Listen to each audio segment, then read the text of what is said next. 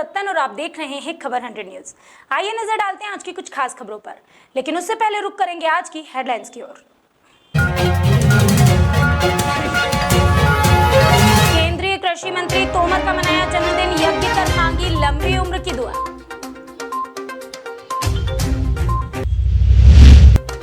मध्य प्रदेश के स्वास्थ्य मंत्री प्रभुराम चौधरी ने दिया बयान, सुधरने लगे हैं मध्य प्रदेश के हालात, वैक्सीन लगवाने पर दिया जोर, कांग्रेस पर साधा निशाना, कहा कोई सहयोग नहीं करती है कांग्रेस।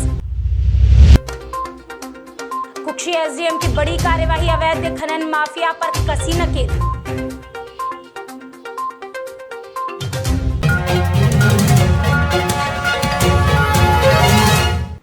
प्रदेश के स्वास्थ्य मंत्री प्रभुराम चौधरी ने मीडिया से चर्चा की। उन्होंने कहा कि प्रदेश अब बेहतर स्थिति में है, मात्र 377 नए मामले आए हैं और 4000 एक्टिव केस ही बचे हैं। प्रदेश अब धीरे धीरे सामान्य स्थिति में आने लगा है। स्वास्थ्य मंत्री ने संक्रमण खत्म नहीं होने की बात कहते हुए सभी से कोरोना गाइडलाइन का पालन करने और वैक्सीनेशन लगवाने की भी अपील की।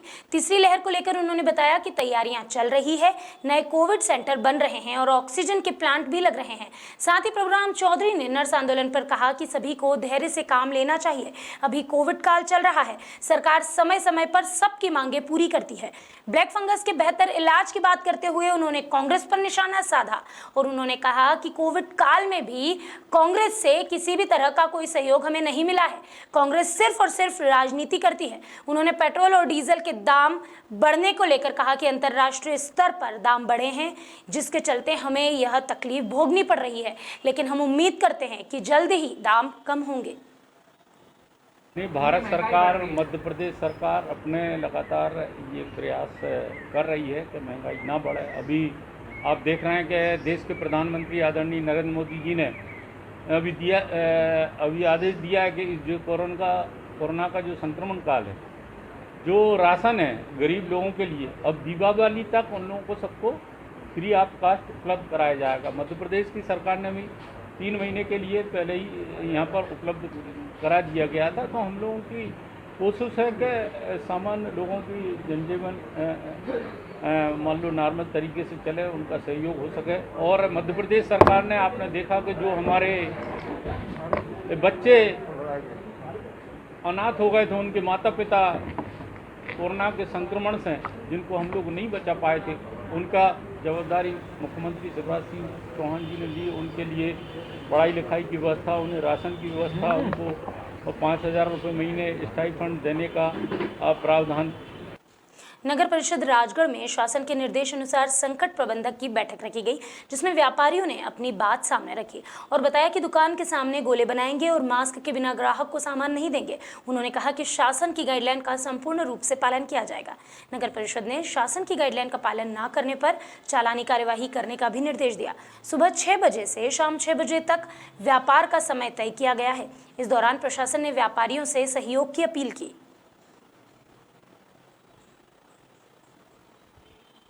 इंदौर में लगातार दुष्कर्म के मामले बढ़ते जा रहे हैं। इंदौर के कनाडिया थाना क्षेत्र में महिला के साथ दुष्कर्म का मामला सामने आया, जिसमें पीड़ित महिला के देवर ने ही महिला के साथ दुष्कर्म किया था।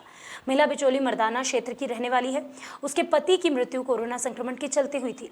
बाद में महिला भी बीमार रहने लगी। पति की मृत्यु के बाद वह अपने देवर सूरज के साथ अपने इलाज के लिए जाती थी। इसी दौरान देवर सूरज ने अपनी ही भाभी का चाकू की नोक पर बलात्कार किया। पुलिस ने धारा 376 के तहत आरोपी सूरज वर्मा के खिलाफ मामला दर्ज कर लिया है और उसे गिरफ्तार भी कर लिया है। 11/6 को जो है बिचौली मर्दाना से पीड़िता ने आकर थाना पर रिपोर्ट की थी कि उसके पति की कोरोना काल में कोरोना संक्रमण के कारण मृत्यु हो गई है और उस मृत्यु के बाद जो है पति की मृत्यु के बाद पीड़िता का स्वास्थ्य भी कुछ दिनों से ख़राब था, जिसका इलाज कराने के लिए उसका देवर जो है उसको क्लिनिक पर डॉक्टर के पास लेके गया था और वापसी पर जो है उसने घर पर आकर जो है पीड़िता को चाकू दिखाकर उसके साथ गलत काम किया है और जो है किसी को बताने पर जान से मारने की धमकी दी थी। धार जिले के उरी, बागनी और नर्मदा नदी के किनारे चल रहे धड़ल्ले से अवैध खनन की खबरें मिलते ही कुक्षी एसडीएम मौके पर पहुंचे। अवैध खनन माफियाओं को जब इसकी सूचना लग गई तो खलबली मच गई, लेकिन कोई भी वहां से भाग नहीं सका। इसके बाद संवैधानिक कार्यवाही करते हुए 11 ट्रैक्टर और एक जेसीबी को पकड़ लिया गया। एसडीएम ने निसरपुर चौकी पर उन्हें ले जाकर उन पर कार्यवाही की। इस मामले में निसरपुरी और चिखलदा के भी कई ट्रैक्टर शामिल थे। गौरतलब है, पिछले कई वर्षों से उरी बागनी नदी से अवैध खनन जारी है, लेकिन अब कहीं जाकर इन पर कोई बड़ी कार्यवाही हुई है। एसडीएम ने बताया कि आगे भी इस प्रकार की कार्यवाही जारी रहेगी। अगर कोई अवैध खनन करते पाया गया तो उसे सीधे जेल भेज दिया जाएगा।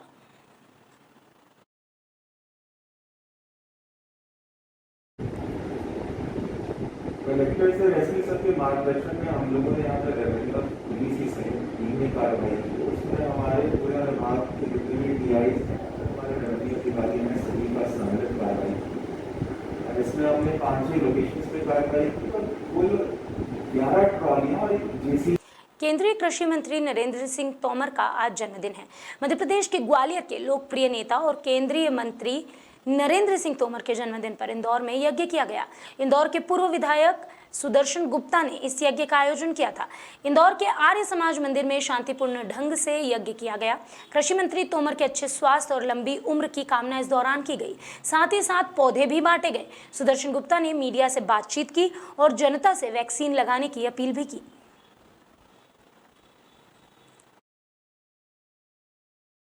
सरल, सौम्य, स्वच्छ छवि के नेता, कुशल संगठक केंद्रीय कृषि मंत्री श्री नरेंद्र सिंह जी तोमर का जन्मदिन है। वैसे तो उन्होंने परसों के दिन सभी अपने कार्यकर्ताओं से, समर्थकों से आग्रह किया था कि कोरोना काल चल रहा है तो न तो कहीं कार्यक्रम करें। और उज्जैन जिले की महिदपुर तहसील में खबर 100 के एक पत्रकार अंकित जायसवाल पर एक झूठा प्रकरण दर्ज किया गया। इस मामले की उच्च स्तरीय जांच करवाने के लिए तराना प्रेस क्लब के पत्रकारों ने ज्ञापन सौंपा। साथ ही साथ जांच की भी मांग की गई है। गौरतलब है कि अंकित जायसवाल अपने भाई के साथ महिदपुर मंडी में अनाज का काम करते हैं, जो कि 10 जून को मुकेश अंकित की दुकान पर आकर अवैधानिक रुपयों की मांग करने लगा और रुपए नहीं देने पर मुकेश ने अंकित के साथ गाली गलौज की और झूठा प्रकरण दर्ज करवाने की धमकी तक दे डाली।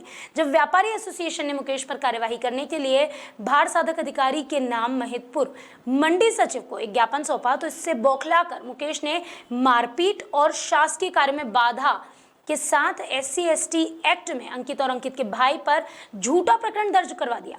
महिदपुर थाना प्रभारी दिनेश भोजक ने मामले की निष्पक्ष जांच कर कार्यवाही करने की बजाय एक पक्षीय कार्यवाही की और पत्रकार और उसके भाई पर आधा दर्जन से अधिक धाराओं में झूठा प्रकरण दर्ज कर लिया। तराना प्रेस क्लब के पत्रकारों ने इसका विरोध किया और निष्पक्ष और उच्च स्तरीय जांच की मांग भी की है।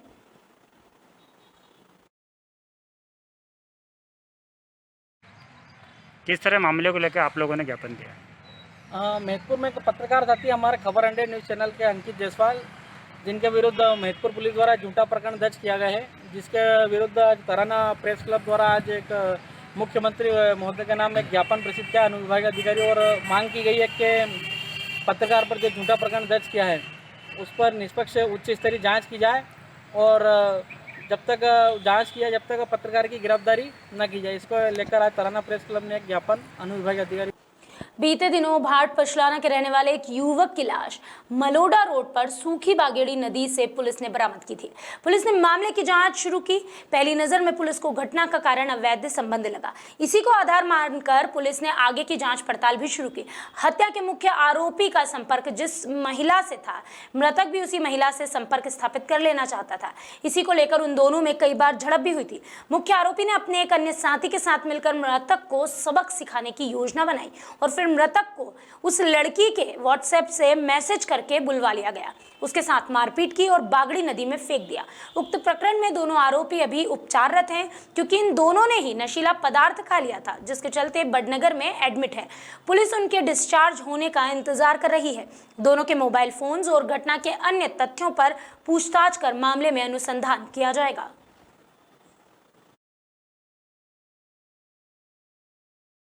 जैसा कि आप लोगों को मालूम है कि 10 तारीख को थाना भाट पछलाना के अंतर्गत एक राजनीतिक पृष्ठभूमि के एक व्यक्ति के घुटने की सूचना दर्ज की गई। तत्काल घटना की संवेदनशीलता को देखते हुए SDOP खाचौद और TI संजय वर्मा को इस बात के निर्देश दिए गए थे कि इनकी तलाश करें। तलाश के दौरान ही लगभग 2:30 बजे दिन में ही घटना रिपोर्ट होने के 3-3.5 घंटे के अंदर ही उनका जो मृत शरीर है बागड़ी नदी के पास मिला था और प्रथम दृष्टया देखने से ही स्पष्ट हो रहा था कि ये हत्या की घटना है। और क्योंकि घटना की संवेदनशीलता को देखते हुए मैं स्वयं और एडिशनल एसपी आकाश भूरिया मौके पर पहुंचे और एडिशनल एसपी आकाश भूरिया के नेतृत्व में एक टीम गठित की गई अनुसंधान के सभी पहलुओं पर। अभी के लिए बस इतना ही, लेकिन खबरों का सिलसिला लगातार रहेगा जारी। जुड़े रहिए खबर 100 न्यूज़ के साथ, जनता की बुलंद आवाज।